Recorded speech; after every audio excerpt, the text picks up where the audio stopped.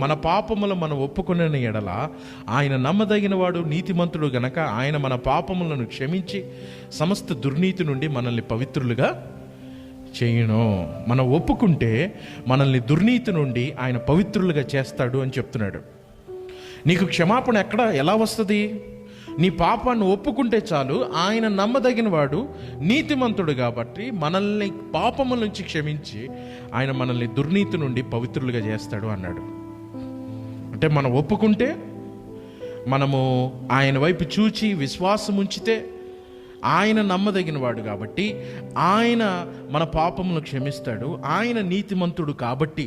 గమనించండి, ఈ వచనంలో ఉన్న లోతైనది ఏంటి అని అంటే, మనం ఒప్పుకున్నంత మాత్రాన కాదు, మనము ఆయన యందు ఒప్పుకుంటున్నాం. ఎవరి యందు ఒప్పుకుంటున్నాం అంటే, నీతిమంతుడు నమ్మదగిన వాడైన దేవుడు మనల్ని దుర్నీతి నుండి క్షమిస్తాడు అని అంటున్నాడు. క్షమాపణ ఎవరి వల్ల కలుగుతుంది? నీతిమంతుడు గనుక ఆయన మనల్ని సమస్త దుర్నీతి నుండి, ఆయన నీతిమంతుడు, ఆయన నమ్మదగిన వాడు గనుక, ఒకవేళ దేవుడు నీతిమంతుడు కాదనుకో, దేవుడు నమ్మదగిన వాడు కాదనుకో, మానవుడికి క్షమాపణే లేదు. అంటే క్షమాపణ దేవుడు ఇస్తున్నప్పుడు ఆయన గుణాన్ని బట్టి ఆయన ఇస్తూ ఉన్నాడు. ఇప్పుడు ఆయన గుణం నీకు తెలియకపోతే నీకు క్షమాపణ అంటే ఏంటో అర్థం కాదు, నీకు రక్షణ అంటే ఏంటో అర్థం కాదు.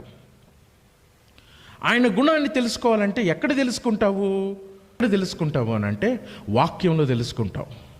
వాక్యంలోనే ఆయన గురించిన గుణం ఉంటుంది, ఆయన గురించిన ఆలోచన ఉంటుంది, ఆయన యొక్క సత్యం ఉంటుంది. అది కాకుండా నువ్వు ఎక్కడా కూడా గమనించలేవు. ఇక్కడ చూస్తే ఈయన